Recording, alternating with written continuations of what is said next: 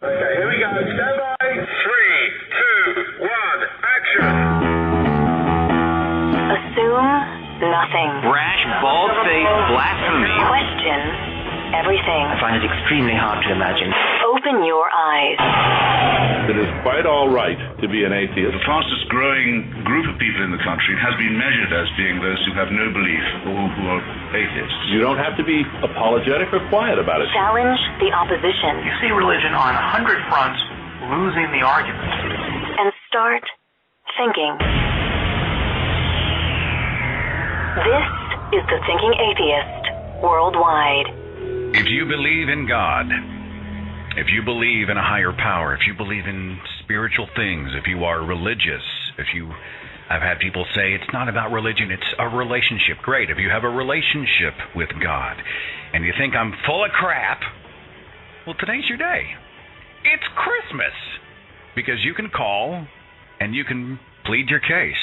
Now, let me make you a pledge right now. I've heard a lot of these podcasts done before, and radio interviews and debates, and I'll tell you what I really hate about them. By the way, the call-in number is at the top of the chat screen. If you would like to call and just express yourself, tell me why you believe, give me a reason to believe, if I may quote the title of the show, please grab the number at the top of the screen there and be a part of it. Now's the time to call. I have Chaotic Shelley, who's screening the calls and setting everybody up and is once again the glue that holds the show together, okay?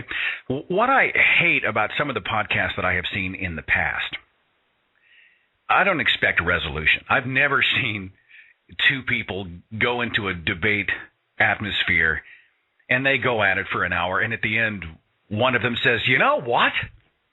I'm a dumbass. I've had it wrong my whole life. In an hour, you have convinced me that I am a complete idiot. I will now renounce my entire belief system, and I will follow you. Hermano, we're brothers. I've never seen it happen. It doesn't happen that way, okay? It doesn't happen that way. You and I aren't going to convince each other in an hour. But what happens on many of these podcasts is that these people, usually the skeptic is if they're hosting the show, they have a believer call up, and the skeptic sends them some question the believer doesn't answer to their satisfaction, and the shout fest begins. And then they start talking over each other. It becomes almost unlistenable, and then everybody's scrambling for the mute button. Mute that idiot. He doesn't know what he's talking about. He didn't answer the question. Let's move to the next caller. And no dialogue, no conversation ever takes place, all right? I don't expect you to agree with me. I don't need you to agree with me. I don't need to agree with you. But I'll tell you what, I sure would like to have a conversation. That's what I want. Let's just talk. Let's not insult each other. Let's not freak out on each other. Let's not lose control. Do I mind some sparks? No, I'd like them. I'd like to see some. I had a conversation a couple days ago with a dear friend of mine who's a believer. We talked for about 45 minutes. It was a passionate conversation, trust me. And they're throwing out I believe in God. I just know, which I hear all the time. I just know there is a God. You couldn't convince me otherwise. I have a relationship. And then, of course, I'm starting to engage, and I start to ask questions and challenge that belief. And were there raised voices? Yes. Was it intense? Yes. Was it passionate? Yes. Were we angry? Were we adversaries? Were we enemies? No. In fact, at the end, we gave each other a big hug, and we'll probably go out for coffee next week. That's what I want, okay? So if you're thinking about calling, it's not an ambush. I'm not coming after you. I did have a great message on my Facebook page from Joe Wilson, who's one of our subscribers, and he's very sharp, and he sends a poem, the classic poem from Mary Howitt, and I have to read part of it because this may be how most believers anticipate the show. It says, "Will you walk into my parlor?" said the spider to the fly. "'Tis the prettiest little parlor that you ever did spy. The way into my parlor is up a winding stair, and I've a many curious things to show you when you are there." "Oh, no, no," said the little fly, "to ask me is in vain, for who goes up your winding stair can ne'er come down again." That's probably how many people feel. They think if they call up, before you know it, I'm going to set them up for failure. I actually sent specific requests out to some relatively popular apologists and pro-God people out there. Yes, I sent an invitation to Shock of God. Not because I like or agree with Shock of God's tactics. It's just that his name is always coming up. And quite frankly, I had a chance to visit Shock's page. I'm not impressed. I don't like the way he insists on maintaining control, editing answers and sort of packaging the debates that he is involved in his way so he looks good. You may hear some editing on my show. It's usually because I'm taking out the ums and the ahs, and if there's some redundancy or if I have to edit for time. You will never, ever hear me edit for content where I'm making somebody else say something they did not, make them mean something they did not. You will never hear it, period. I don't need you to agree with me to have a compelling show. So I sent an invitation out. I don't think Shock would even bother calling in, and I'll tell you why. Because I don't think, and this is my opinion, I don't think Shock wants to be involved in anything that he does not specifically control. I don't think that he's comfortable enough with his own belief system to participate in my podcast or another podcast where he doesn't have final edit, where he can go and he can extend the pauses or cut out portions of an answer or just manipulate the entire conversation to make it look like he was the smart one and so-and-so didn't answer the question. Then that video's out on his homepage. I just think he's a coward. There's a chance maybe he didn't receive the information and the invitation. I kind of doubt it. I also sent it out to several other people, and I have yet to receive any official reply. Maybe they don't know who I am. Maybe they don't care. But I sure would like to hear from you. If you have an opinion, if you have a story, if you have a case, come on, make it right now. It's a friendly place. This is a safe place. And the phone number is at the top of the switchboard. While we're waiting on our calls, let me start with an email I got from a young lady named Ashley. I was going to wait and do this next week, but it's been on my heart. I mean, I carried this letter with me all week, and I don't want to sit on it for another 14 days. I just want to share this to you. Ashley sent a very personal letter. It's a little bit long. It's about a page and a half. I'm going to read you the whole thing because I think it all deserves to be heard, okay? And I want to thank Ashley for her transparency because she brings the plight of the apostate to life. The challenge of being an atheist in a religious community or even an agnostic. She says, sorry, I don't know if you'll ever read this. You most likely get so many messages that you don't read them all. If by chance you do get this, then I hope you reply. My name is Ashley. I am 19 years old, and I live in Minnesota. I'm an atheist. I was raised a devout member of the Roman Catholic Church. I went to private Catholic school since I was in kindergarten. Graduated from a school of the, how do you say it? Is it Lasallian, right? Graduated 2009, which meant I took a minimum of 2 theology classes a year in elementary and middle school. In high school, a minimum of 4, 2 a semester, aside from a life of religion. That's 13 years of uniforms and cramming Christian dogma down my throat. 2 relatives are priests. My grandfather is a respected member of the Eastern Orthodox Church, and one of my best friends is joining the priesthood. My grandparents even run a food shelf, which I'm still part of. They do good work. It's misguided, but good. Ashley continues. I was an altar server for 12 years, received 4 of the 7 sacraments, baptism, Eucharist, is it Eucharist? Confession, and sadly, confirmation. I also took a theology class in college as well as 3 philosophy classes. I've taken a world religions course, Islam, Christianity, Buddhism, Hinduism, Taoism, and Judaism. That one was actually taught at my Catholic high school. They removed the class soon after. Guess why? And an in-depth class on the Catechism of the Catholic Church. My move to atheism was hardly an uneducated decision. Ashley continues, I'd always doubted. The more classes and the more I learned, the more I started to question. It started when my mother got cancer when I was in 8th grade. I thought, what God would do this to someone? It's a question I understand is asked quite often. The church had no answer when God's will. I decided to research other religions, seeking answers, but alas, I found none. I believed that I was agnostic for most of my life, unsure of what to believe. The more questions, what I've seen, what I've lived through, they make no sense in a world with a loving God. I decided to research other religions, seeking answers, but alas, I found none. I believe that I was agnostic for most of my life. I just moved up a couple of lines by accident. Sorry about that. I've lost friends to war. I saw the towers fall. My mom almost died. My best friend's mom did. I tried other religions, mostly in study, a few by practice, but none made any sense. The last straw was when my church's priest was diagnosed with dementia and lost his mind. And the new priest was amazingly corrupt and an alcoholic to boot. I kept learning. I kept seeing faults in the idea of faith. This blind faith that people attach themselves to, it's so dangerous. Ashley's letter continues. My family doesn't understand. My mom regrets spending so much money to send me to Catholic school, and I turn out to be an atheist. Thing is, a lot of my classmates became atheists too, but personally, I wouldn't have traded those years at that school for anything. It was a great school and one of the best experiences of my life. She says it was the greatest mistake of her life. I understand. Sometimes I can't help but feel depressed. I wonder if it's my fault. I stand firm, though. I reply that she should look at herself. She turned to her God only when she faced death, and once she was clear, she simply threw it away. She's been cancer-free for 5 years. She hasn't been to church in 4. I was recently banished from my family, forbidden from family gatherings or even talking to extended family because I am an embarrassment. Because of my lack of belief, I've been shunned from family occasions. I've been dubbed an embarrassment. I get angry letters from family and friends stating how I am evil and I need to return to faith or I will burn for eternity. Other letters state that I'm never to see their children, never to speak to them, or even speak their name because they are fearful that it will spread.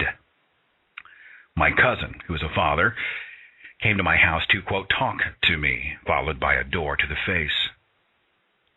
A lot of people don't understand atheism. It's not a religion. It's not even a philosophy. Technically, the term shouldn't exist at all. I explain it using colors, Ashley says. Atheism is like the color black, absence of color. Atheism, the absence of belief. I know it's not completely right, but it's a way to explain it to someone who doesn't know anything about it, of course. Then they go on saying it's black because it's evil. Yeah, I've got to figure out a better way to explain that. Ashley finishes her letter by saying, I don't know who said it, but debates between atheists and religious believers are impossible to resolve for the same reason you can't win a game of chess if you're playing against someone who doesn't know the rules and is instead fervently hammering on the bars of a marimba with a crozier. I would have sent this in a video, but I'm nervous that someone might recognize me. That is my story, and I hope you took the time to read it. I wish I could take every religious person in my circle and sit them down and give them a window into Ashley's life. It mirrors my own life in a lot of ways. It may mirror your life in a lot of ways. Where you take a principled stand, you establish your own worldview, you add everything up, and you make a decision about what you do and do not believe, and your own family makes you the enemy. I debated on telling this story. I'll go ahead. If Ashley can be transparent, why shouldn't I? Last week, my father had a birthday, 76 years old. My apostasy, my rejection of atheism has been a very, very, very sore subject. They are theologians, trained theologians. They are very educated in the scriptures. My rejection of their belief is a scandal. It's an absolute scandal in the family. Now, my mindset is this. I don't want to convert my parents to atheism. I just want to hang. I want to talk about the weather and sports and fishing and let's spend time together and let's laugh and tell jokes and grab a cup of coffee. Okay? But my father believes that no other issue can be enjoyed as long as the elephant in the room is standing next to us. If my eternal soul isn't fixed, how can we talk about the weather? How can we talk about, the latest episode of television show X? How can we enjoy time together if I know my son is going to hell? So we're sitting at the table. We go to a birthday lunch. And I see I've got a call here from Ohio. I'm going to get with you in just a second. We have a birthday lunch. We all go to a restaurant. We all sit down. I sit down right next to my father, right? 76 years old. And I'm doing everything I can. I'm running for office. Great to see you, Dad. Happy birthday. Having a good day. Wonderful. Great. Glad I could come. Glad it's going to be a great day. I'm positive, right? I'm trying to set the tone. 3 minutes in, we're sitting down, and my mother looks at my father, and she says, what are you going to get? What do you want to eat? And Dad looked at her and he said, I'll take a salad. After all, I was evolved from a rabbit. Why wouldn't I want to eat lettuce? And the entire table stops. The temperature in the room drops 30 degrees. And we finally moved on, but it set the tempo for the rest of the lunch. And it accomplished a few things. Number one, it showed me that my father is not able to enjoy my own company, his own son, unless we agree, which is tragic. Secondly, I never said he evolved from a rabbit. Ever. It's not even accurate. It completely ignores the concept, the evolutionary concept of common ancestry. It's not what I've ever said, but it's his attempt to make me look stupid. And three, it made me worry about the upcoming holidays because I think we couldn't spend 3 minutes at the table together without something coming up and tainting the event, which was supposed to be a celebration, a joyous occasion. We're going to talk more about the holidays and family in a future podcast. But right now I want to go to the phones. I want to talk to Arthur in Cleveland, Ohio. Arthur, can you hear me? Yeah, I can hear you. How are you? I'm doing well. You're the first brave soul that's called the switchboard this morning, and I want to say thanks. I appreciate you very much. Thanks for jumping into the frying pan. What do you got for me, man? Well, I don't know. Like, I'm 20 years old. I don't know how to label myself, like, my beliefs and everything, because I'm still actively learning about all the different viewpoints out there, you know, and always keeping an open mind and everything. But the main thing that keeps me a believer in some sort of higher power is the fact that we're all here, you know. To elaborate, I can't believe the scientific theories about the little basic elements always being there, you know, and over a long period of time they evolved and came together to form all of this. Do you know what I mean, though? All right. What you're essentially making is the argument for complexity. You're saying if I look at the world around me, there's so much complexity, I don't buy the fact that there wasn't a designer somewhere out there. Not really as complexity. I just, you know, how they say that, like, little elements or whatever started all of this, and then they started getting together and everything. Even if you believe in that, what made those little elements and everything? I don't know. How could this whole place be empty and then all of a sudden, you know, well, not all of a sudden, but over so many years, you know, it just moved on. And how could something appear from nothing? Yeah, basically. Well, let me ask you a question. Uh-huh. If there is a God and he has no beginning, how did he appear? Where did he come from? Who created God? I mean, what's your take on that? Nobody really knows that, but it's kind of, I don't know, it's a little bit better and easier to believe in a God that's everlasting, you know. Like, well, why is it easier to believe that? Is it because it's comforting to you? Because is it easier to live in a world where you feel like there's a puppet master out there who's got everybody's back?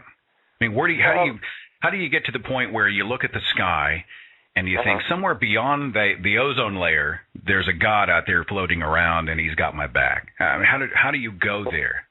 No, I don't know. Like I said, I'm not like really, I don't know, active believer or anything, but I'm still like trying to find everything out. But I just think that it's more comforting to everybody to kind of believe in that sort of thing versus not knowing exactly. I don't know. And if like newer facts arrive or whatever, then, you know, my mind could go a different way. But just Arthur, I had someone actually admit that to me.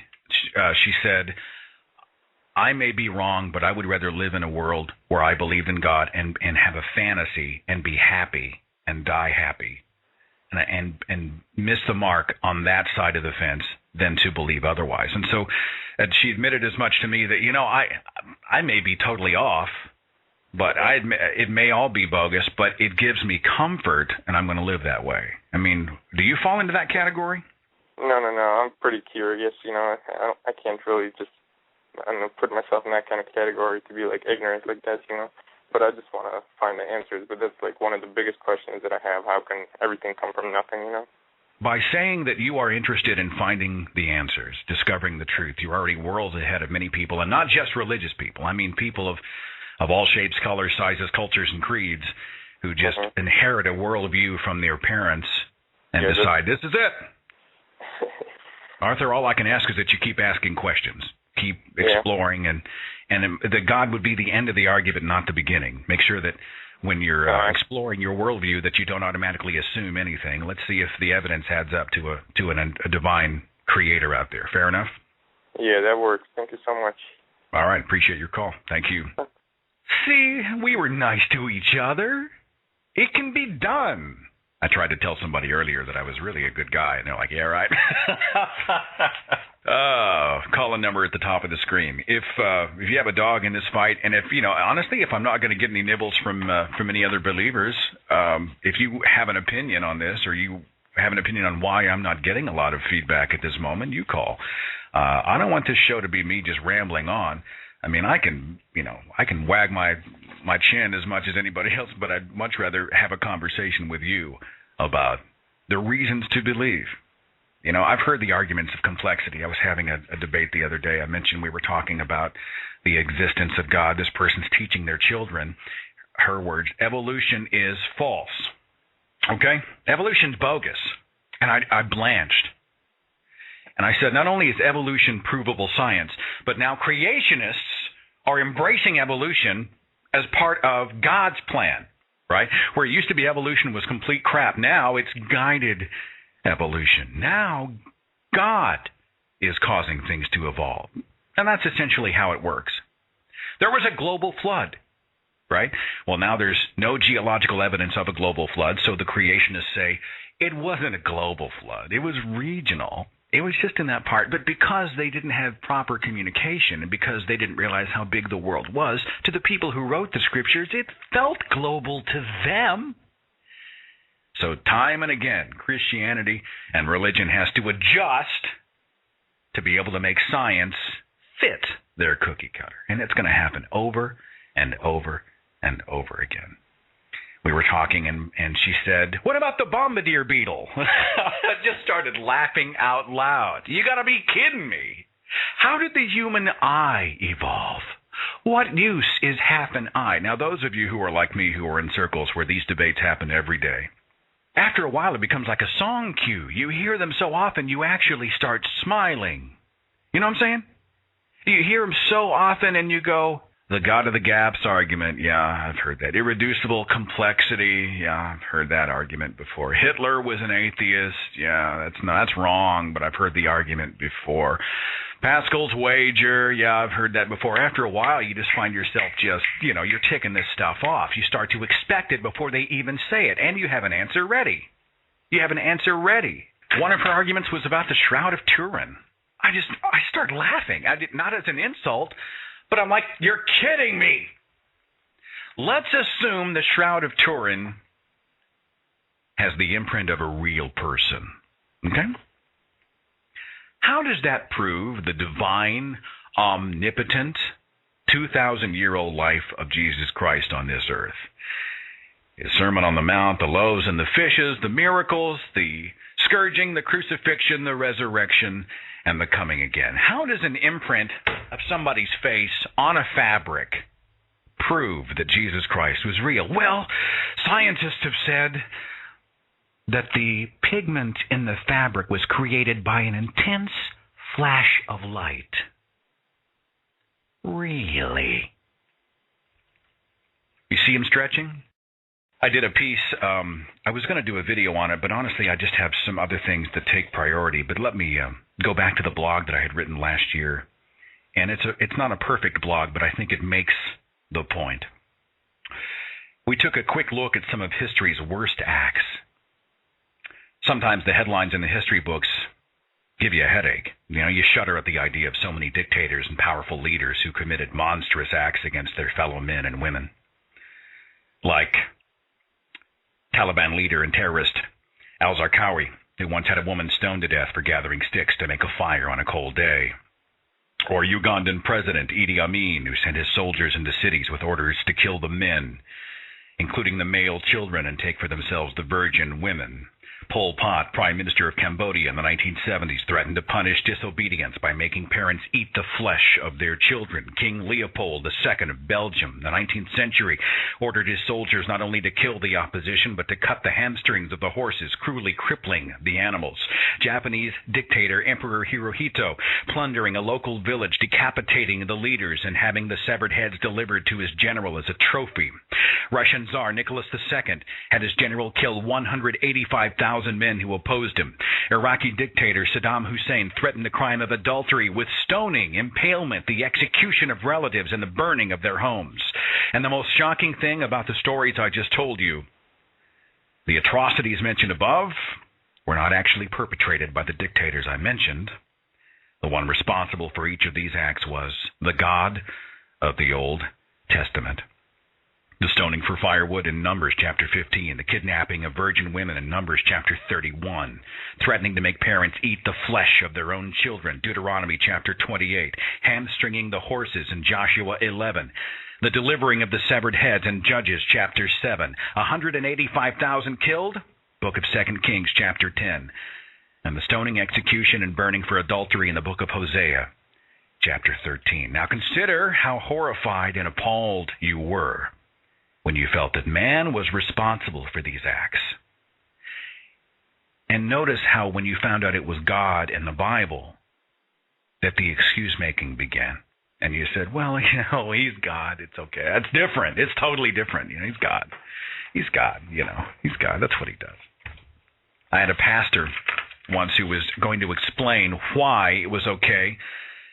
When the Battle of Jericho happened, the walls came tumbling down. We heard this story as children. Why it was okay for the armies to go in under God's direction and stick a sword in the chest of babies to kill the infants. How's that okay with God? You know what the pastor's answer was?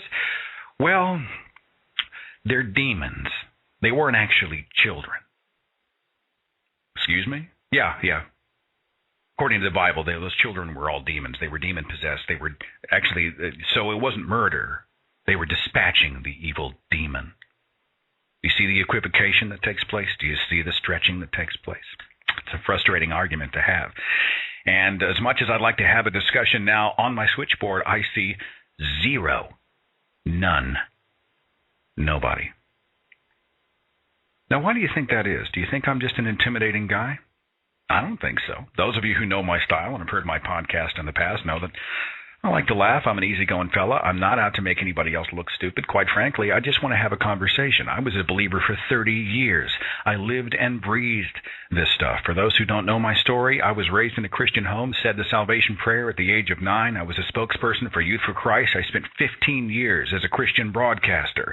I have served personally in a business capacity over 100 churches all around the country. I have an insider's point of view. I have seen Christianity from the inside out. I do not speak from ignorance, but I will say that I also disagree with those who say that just because someone believes in God, that they're an idiot, they're worthless, they're a creatard. I don't think insults get us anywhere. I love to insult and mock the doctrine, but I do not like to go after people unless they just really have it coming. I really don't like to go after people because, quite frankly, most of the people I know who are religious people are good people. They're good people. Living good lives, trying to be the best they can be and to impart that to their own children. I get it. So if you do believe in God and you want to participate, just know I'm not setting you up to fail. I'm not afraid to ask or answer hard questions. I do want to have a dialogue. I do want to have a conversation. But a conversation goes two ways. And if you truly do believe in God and you're absolutely 100% sure in your faith, what do you got to lose? God himself might say, hey, why are you not championing my cause right now? Why aren't you calling up and being a part of it? I see Shelley's taking care of somebody here on line 2. Wow, you're going to have to help me with this. Is it Kayem or Kaheem in Texas? How do you say it? Kayeem, thank you for calling. What do you got for me, Kayeem? Nothing. I'm an atheist myself, but when I deal with people of faith, I always like to bring up 2 Kings myself when they, with the story of Elisha, when he not Elisha, what am I talking about? No, it is Elisha. I mean, not Elisha, Jephthah. The story of Jephthah, when he went to war with the Amalekites, he prayed to God would give him a victory, and he said he would sacrifice the first thing that came out of his house, so God would give him the victory. So God gave him the victory. He slaughtered hundreds of thousands of people, men, women, and children. And so when he returned home, the first person to greet him coming out of his house was his daughter. So he ripped off his shirt, cried, and he realized he had to go through with his pledge. So he had to murder his daughter. At no point did this God of the Bible stop him. And people always want to say, well, God would never ask you to do anything. I was like, well, clearly God doesn't have a problem with child sacrifice because he could have stopped Jephthah from doing it. But he didn't. I had this conversation, too, and you know what the apologists said to me? They said, Jephthah didn't sacrifice his daughter. He didn't burn his daughter alive. He consecrated her to Christ. If you interpret the scripture correctly, it's just that he had consecrated his daughter, dedicating his daughter to God, and she lived a full, wonderful life. Now, how do you read that story and make that leap? Because I don't see it anywhere in Scripture. Do you? Nowhere, and you will never find that. And what I would like to know is, did they not remember the other passages where it tells a woman she has to be silent, she has no place in the church? So how is she going to be dedicated? I mean, we did the story about the husband's fighting, and if the woman goes out and seizes him by his groin area, they got to take a sword or an axe or whatever and hack her hands off. Oh, yeah, the Bible loves women. But, you know, they never taught us those when we were growing up. And when you say to someone who is a believer that this story exists in the Bible, the first thing I get is, no, that's not in there. So you have to give them the reference. And the second thing is well, it was a different time. Oh, yeah. I always get this. It was a different time, and those laws are not, that was in the Old Testament. We don't follow that anymore. I'm like, so basically what every Christian does is make their own Bible. You sit and say that this is the Word of God, but then when everything is brought into question about all the infallible flaws up in there, then you say, well, I don't believe that. Well, I don't believe this. Then I won't wear this dress because I don't feel like, well, not necessarily, but I won't wear this because I don't want to wear it, but if the Bible says I can't eat shellfish, I'll go ahead and eat it. Basically what I'm saying is they pick and choose what they want to believe, and all I tell them, you just making your own religion. If there's thousands of different denominations, all they're basically doing is creating another religion to follow. I call it the religion of me. So just tell me what your religion is, and we'll go from there. I appreciate your call. Take care of yourself down there in Texas, okay? All right. Thanks for keeping me from talking to myself. I got I just lost Shelly, so I'm going to have to try to manage the switchboard without her. I've got a 205 area code. Let me go to the phones. Are you with me? Yeah. Hi, what's your name? I'm Ann. How are you? And thanks for calling. I'm doing good. What's up? Hey, I was calling because I realized that not a lot of people are calling you, so... You noticed that? Good. Yeah, I'm an atheist, though, so I'm not a believer. So I'm actually in support of everything you're talking about, being an atheist. I became an atheist this year, and I went through the process of being a Christian and then becoming an agnostic and then eventually became an atheist. And so, I mean, I've had a lot of people, ask me, why are you an atheist? Because how do you explain all the creation around us? And I don't know, because I'm an atheist, I've been an atheist for 6 months. It's kind of hard for me to, to answer that.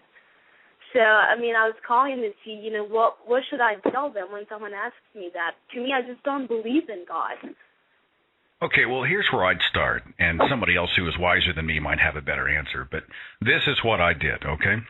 Because I was a believer for 30 years, and what happened is that during my own journey to reason, I was doing a lot of research. I was going to like Talk Origins and the Freedom from Religion Foundation website, and I was reading the scriptures, and I was just digging for information, and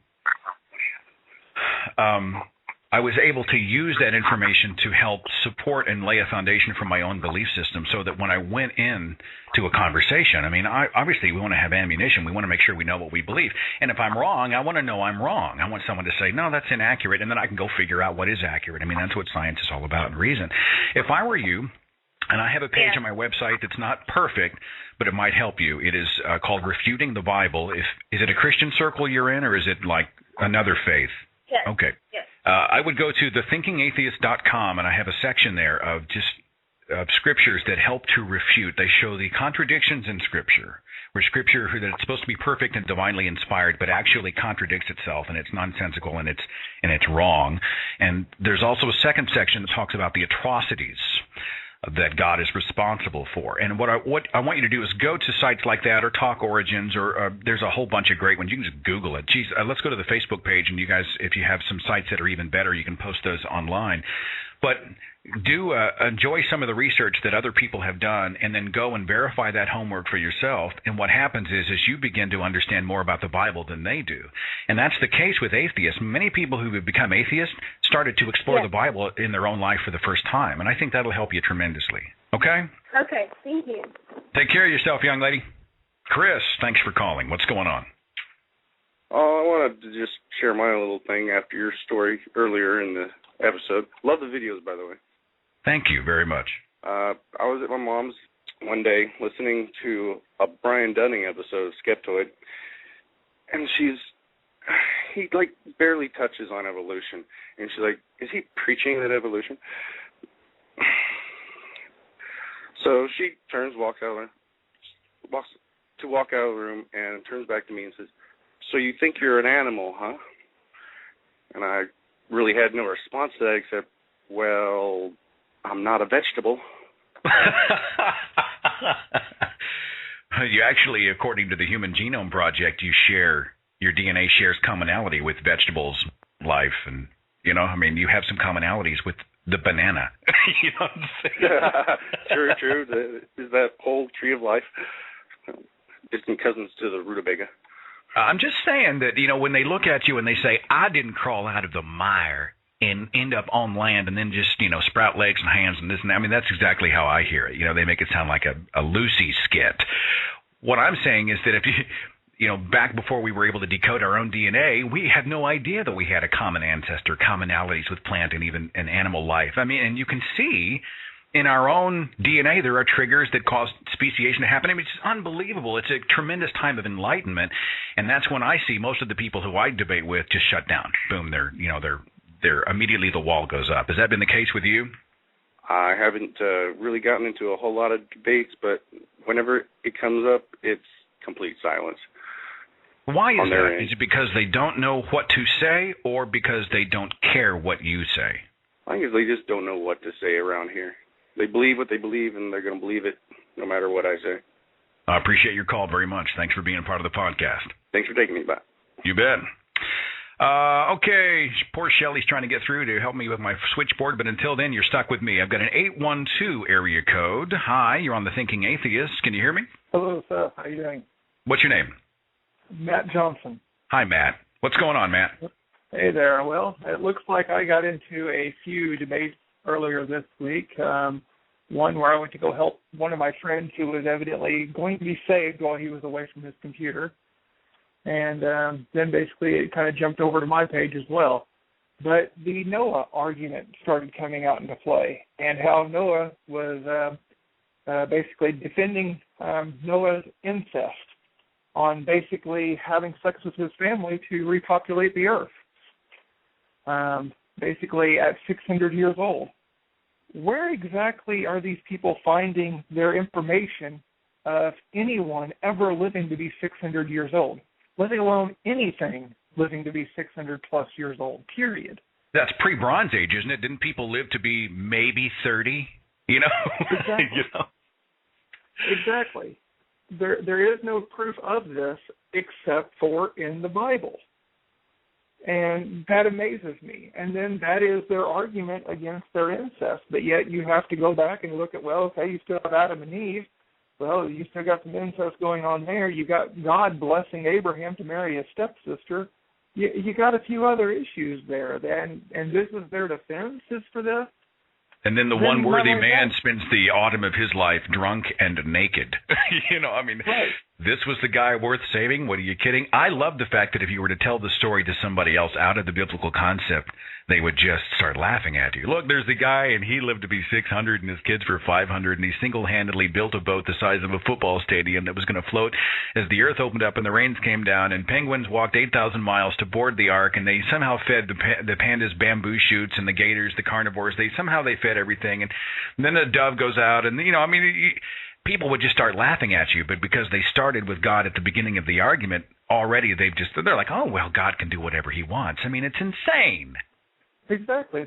God was talking that way, and he had to send out a dove because he just got bored talking with Noah, evidently. So, anyway, he couldn't find land anywhere near Australia. He had to find that in a mountain up north from Australia. So evidently the kangaroos would have to jump their way back down south. They would have had, carry their penguins in their pouch just to help the penguins from swimming that much farther to the South Pole? What's going on there? It was such a ripe story for parody. I did it. It's probably, I don't know if it's kosher to like my own videos.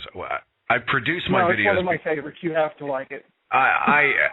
When I was doing Noah's Ark, I started it with a measure of delight and with dread. Number one, delight because it's one of my favorite stories of the Bible, and dread because I knew it was going to be such a complex video to put together. It took me about a month in my spare time. It cost me a pretty penny to put all the graphics and whatnot together. But even now, a year later, it's still one of my favorites. If you haven't seen, it's called Noah's Ark, God, Giraffes, and Genocide.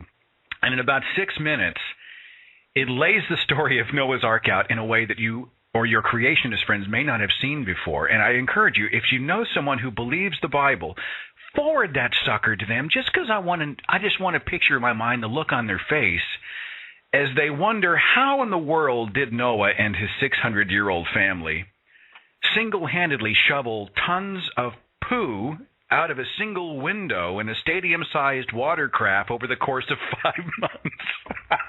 Oh, yeah. Yeah. I appreciate your call. Thanks for stirring the pot and being a part of the podcast today. Take care of yourself, okay? Thank you. Bye. Wonderful. All right, I've got a 513 area code on my switchboard. Hi, I'm Seth. Who are you? Hi, I'm Melinda. I'm from Ohio. What's going on? Yeah, I'm an atheist, but I just want to make a point. The point that no believers are calling in kind of makes a point in itself, don't you think?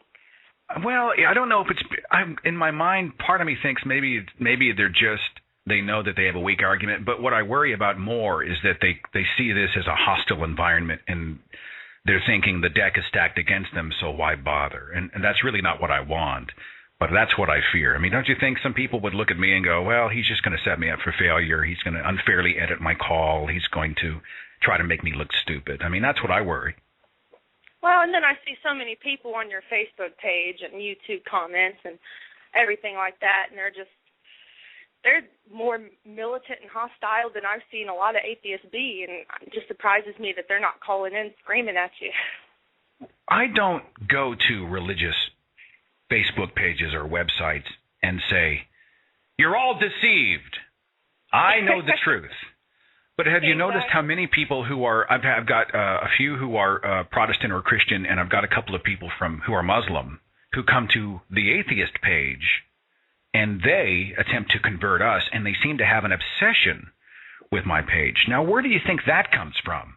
I have no idea. I thought maybe some preacher, some militant Christian would see this as an opportunity to convert a bunch of people and call in, but I guess they're just too scared, or I don't know. Were you a believer at any point? I was a believer for about 17 years, and then for about a year, I'm 19 now, and for about a year I was kind of on the fence about it. I would say agnostic, and then I just finally realized one day, it's How so can you obvious. get saved at the age of 2? Wait a minute, were you baptized? Exactly. Yeah, I was baptized as a Lutheran and then raised as a Christian, and I went through a lot of foster care and different things, and it's like, I saw a lot of things in the world. It's like, there's a God, This world is just so screwed up. I don't think if there's a God who is omnipotent, I don't think this world would be as screwed up as it is. Or you think he would at least pull back the curtain of the sky and say, hey, everybody, I know it's kind of crazy down here, but I'm going to fix it. Yeah, or at least another big flood like in the Noah's Ark. create another big flood to cleanse the world again. I appreciate your call. Thanks for being a part of the podcast today. You. Take care of yourself, okay? You. I see yes, I am monitoring the chat. There is a line on the chat that says, "Hey, Seth, have you ever thought it might be the lack of confrontation which doesn't encourage people to defend Jesus? In other words, I need to be more confrontational so that people might participate." But you think I should be like a jerk? I mean, is that what people want? Like somebody calls and I'm like, "Tell me why you're not wrong." Let's go to the phones and talk to. I know that's not what you meant, by the way, but I totally get it. Area code 209. Hi, you're on the Thinking Atheist. What's up? Hi, hey, Thinking Atheist. I'm Shelly from California. I'm an atheist. I was talking to my grandma, and she, as you mentioned earlier about morality and how they justify, it's God, so he's allowed to do that. And how do you speak to someone with that point of view? How do you speak to someone going, no, that's not right, even if that is God? I'm sorry, let me make sure I understand your point, okay? Are they saying that you can't be good or moral without God? Well, basically, but the whole justification, well, God was able to get away with all this bad stuff because he's God. And I don't know how do you speak to a mind about that, as you explained earlier, to prove that they are indeed more moral than God is.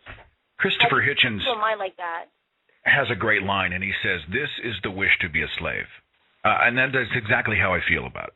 I think that someone is so desperate for a divine, omniscient, omnipotent higher power that they would rather lean on someone who is strong and has the world in their hand, even if they're a complete jerk or a monster, than believe somehow that it's all random and we're all fending for ourselves. When I was growing up, they taught us that atheists were immoral. Like, you had no center, you had no rudder. I heard an apologist on stage saying that atheists are just looking for an excuse to believe however they want sexually. That's almost a direct quote, meaning we're all deviants. It's like, we go out and barbecue live puppies between orgies. That's why we're atheists, I had somebody tell me last week, well, the reason people don't want to have God is so they can go out and do whatever they want. And I looked him dead in the eye and I said, I have two words for you: Ted Haggard. That's what I have. I mean, talk to me about morality not existing outside of the church and immorality existing inside the church. They're not mutually exclusive. Don't you agree? I mean, there are great people and evil people in and out of the faith, right? Yeah, totally. Thanks for calling the Thinking Atheist podcast. I am a little bit disappointed, not because I'm an arguer. I mean, I feel like I've come to the point where I'm pretty secure in what I believe and why I believe it, but I also like to be challenged. I love for people to come in, and I don't mean I just know there is a God. That's not, get out of my face. Go away. It makes me crazy, I just know in my heart, and the tears start to come out, that God loves me, and more importantly, God loves you. Yeah, get out of my face. All right? Go away. Give me something I can get my teeth into, would you? Give me something that's real. Give me something with some meat on it. Because trust me, if God says in the scripture he's not the author of confusion, what is that scripture reference? 1 Corinthians 14? Yeah, God is not the author of confusion. Can you think of any faith more confusing than Christianity or the Bible? We can't agree on anything. You know what I'm saying? Argue about everything. We argue about how to baptize, or whether hell lasts forever, or whether it's temporary, or whether you're supposed to be rich or poor, or sick or well. Nobody knows anything. They're all grasping at straws, and they're sticking God in the cracks, hoping he will seal things up nice and conveniently. I've got somebody on line one. Let's go and talk to area code 408. Hi, you're on the Thinking Atheist. Who's this? Hey, how's it, Seth? It's John. I'm calling from Hawaii. Good morning to you. Hawaii? Oh, that just look. Maui, it's 40 degrees here, buddy. That just sounds nice. Well, I won't tell you what it's here. Anyways, I was listening to one of your earlier podcasts, and actually it's the first one I caught live, so I'm kind of stoked about that. But you had mentioned regarding people who will say they aren't religious but are spiritual. and you were kind of like, oh, what does that mean? Kind of making fun of it, actually. I took some heat for that. Why you got? Okay. Am I wrong? I mean, can you be an atheist and be spiritual? I kind of go down the road on that with Sam Harris has a great discussion about the dangers of atheism, and if the point is to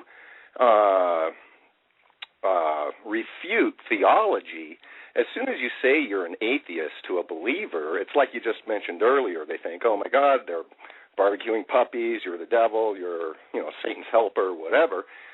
You've just dug yourself in a really deep hole as far as trying to present an argument to them why you don't believe in religion.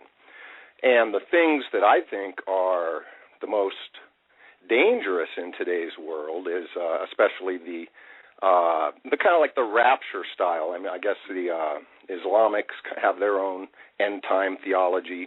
Christians certainly do. I know a few that are into that. And those are the things that I think are more important to combat. And if you just say, I'm not religious, but I'm spiritual, it's like, they're like, well, I'm religious, but I'm also spiritual. So there's like a common ground to start the argument from. Does that make sense? Doc. You're breaking up. I don't agree with everything Richard Dawkins says, but the guy's a smart guy, and he says because there's a stigma to the word atheist that we should use it. I mean, I hate who is it that says we should call ourselves the Brights? I hate. I think that was a group in California, but Daniel Dennett was promoting it, and I don't agree with that either. Because that implies the opposite is a dull or something, The Brights just makes number one, it's stupid. The second thing is it makes it sound like we're telling everyone automatically I'm brighter than you are, which does the same thing. Exactly. I just think it sounds ridiculous.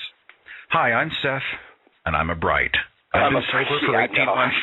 Totally agree. I like the idea, like where Sam Harris kind of came at it with his first book, The Letter to a Christian Nation. He never even calls himself an atheist.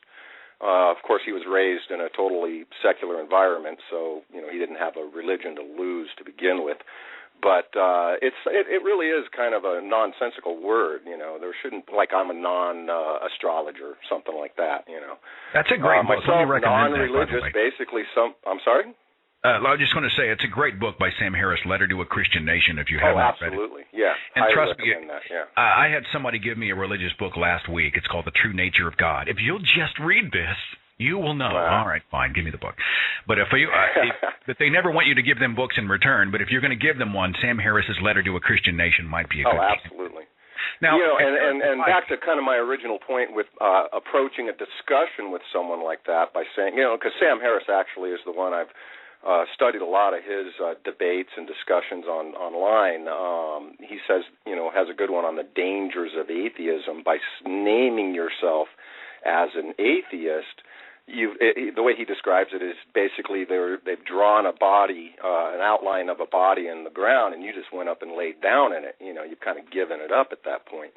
But if you approach a conversation as I'm not religious, but I consider myself spiritual, that's basically, to me, that says I don't believe in the theology of any religion, for that matter, but I do believe in good things. That's kind of what spiritual would be, the good stuff. I believe in love. I believe in, helping people, whatever. So if you're spiritual in Hawaii, does that mean that you, like, here in a few years you go up and throw yourself in the volcano? I mean, how does that work? Well, actually, there was a lot of that in the original Hawaiian culture, but then they got pretty trashed by the Christian missionaries came out here and kind of ruined a lot. Well, you got people going out there who they're literally climbing up there and hurling themselves into the inferno. That's jacked up. Well, 700 years ago, I think it was a sacrifice thing, something like that. I can believe it. Pre-cooked days. How do you like your religious person? Do you like a medium well? As far as the religious argument goes, see, if you place it that way, you take the argument off of God. Because every debate I've ever seen, and from people much smarter than myself, the argument with God, it gets so muddled that there's no way to prove or disprove that. But if you say you're not religious and you start from there, then you have a ground where you can say, okay, well, pick a religion, Christianity, Judaism, whichever, Catholicism, any religion. And then you can go, okay, here's why I don't believe that theology, and divert the conversation away from God. I think that makes a lot more sense from an argumentative point of view. It's like if someone says, I believe in God, the next question obviously should be, which God? Well, yeah, then define your God. I mean, you can walk into one church on any given Sunday and ask 10 parishioners from the same church to write a paragraph about God. No two of them will be alike. So debating God is kind of pointless because everybody has their own personal definition of what God is. I mean, for me, I would say God is the original source of the Big Bang, from a quantum physics kind of Einsteinian, Hawking level, Stephen Hawking's, if you were to try to define God in a scientific way. But it's not a God who, cares about what happens to anyone on this puny little planet that's existed in a blink of an eye on a scale of, cosmological terms. Well, you can be honest with me here. Let me ask you a hard question. If the word atheist is stigmatizing and causes people not to engage, you realize that the title of my website is The Thinking Atheist. I do. Well, I do not have that aversion, so that's are you fine. saying are you saying that I'm hamstringing myself by not calling it something like freethinking.com or something else? I mean, I want to make sure everyone realizes that I didn't name it The Thinking Atheist because I think I'm an amazing thinker. It's about when I began to think for myself is when I came to atheism, and that was the connection that I made. But do you think there are people who will automatically shut me down because they see atheist in the website title and they just won't go there? Well, if your intended audience are religious people, I don't think it matters what you call it. If you, you've come across this, I'm sure, a lot in your life. If you start to refute claims that religious people make, they get really hostile, really quick, really defensive. It's like if you don't believe exactly what they believe, they really don't want to take part in that discussion so much. So, if your intended audience with that name is to attract people from a religious background, it doesn't matter what you call it, in my opinion. I don't. Maybe you should call it, something religious as a bait and switch. People have asked me why. Kind of be fraudulent. People have asked me why the website exists, and I'll tell you, first off, it exists because I have no one in my immediate circle that I can communicate with or have these conversations with, and so because I did not have a community, I created one. Because I had so much information that I'd been assembling, I wanted a venue. I think it was cathartic. I just felt a little bit isolated, and I thought, damn it, I'm sick and tired of being in a place where I'm the only one who thinks this way. I'm going to go out, and I didn't like most of the atheist websites I'd seen, and I certainly didn't like most of the atheist videos I had seen. And I'm a video producer, and I knew I had an ability in this field, and that there might be some other people out there who were looking for a kind of a higher level. Now, they're far from perfect, but being a video producer by trade, I'm able to bring some of those tools to the trade. But I put the YouTube and the Facebook and the website together mostly just kind of for me. And then if anybody else wants to come along, boy, that'd be wonderful, And I don't expect it to be a forum for religious people as much as kind of a haven for the rest of us who are just sick of all the BS. Exactly. That's a great point, Seth. I was just going to tell you that really what it is, I think the movement, the new atheist movement, the Four Horsemen, Harris, Dawkins, Hitchens, Dennett, the whole movement is kind of about coming out, being able to say you don't believe in God or religion, and forbid we use the word atheist. That's kind of a dirty word, but let's make it so it's okay. 20 years from now, maybe it won't be as a negative word, but it is kind of making it okay for people to come out. To use that term again. Well, you think about it. That's great. You think about how, here in America, how people of color were treated 40, 50 years ago. I mean, there were people who took a stand, and there were riots in the streets, and there was controversy, and there were, people that were ostracized and tortured and killed. I mean, you think about the fact that to get where we are, and we still have a long way to go when it comes to the issue of race here in America, but it had to start somewhere, and I draw a parallel to that with atheism. It's not a popular gig to be an atheist here in the heartland, but I will say that if we don't do it, who will? If we don't take the stand, who will?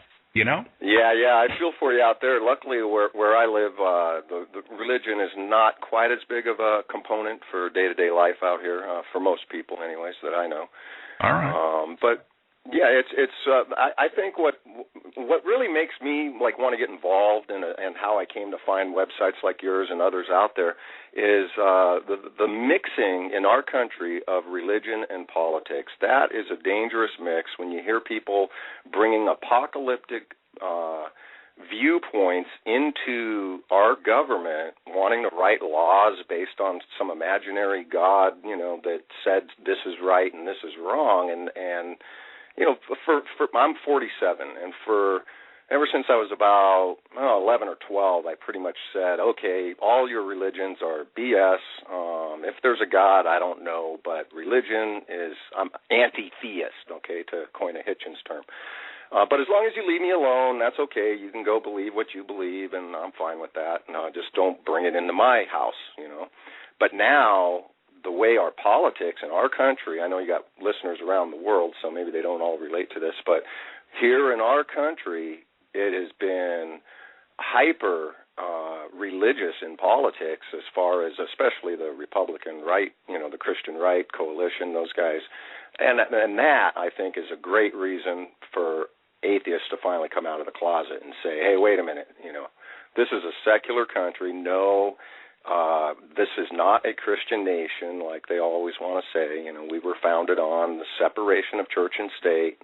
What's her name? Christine O'Donnell out in the East Coast didn't even think that was in the First Amendment. That is the First Amendment. I mean, that's the crazy part to me. So what you're doing, I think, is great, just to get the word out that it's okay to not believe. It's okay not to belong to this, any particular religion. To just say, I think it's all a bunch of crap. That's okay, and keep it out of our government for sakes. I want to say you're a great call, but I feel like that would be kind of an oxymoron. For God's sakes, keep it out of our government. You're a great caller. I appreciate you making the time Seth, to be a part of the conversation. I'm lucky I was up this early to call you. It's a little after 5 in the morning here, so well, go throw a goat in the volcano for me or something, would you? I will do that for you, Seth. You have a great day, brother. Take care of yourself. I want to thank everybody for participating. The thinkingatheist.com at the time of the show airing is approaching 30,000 YouTube subscribers, and the number 30,000 just blows my mind. 30,000. And granted, sometimes I think it's an amazingly huge number, and I'm very flattered and amazing. I'm amazed to see the people respond. And on some level, I get frustrated because when you see some guy who's got like a dancing hamster video out there that's got 22 million views, and I think what we're doing is so much more significant. Can't we how do I get past that? I think the science video is up to 700,000 views, but most of the other ones I haven't even crested 6 figures yet. And I think we're having this thick, meaty debate about life. And it's the guy who's has got the head banging parrot, which is a great video, by the way.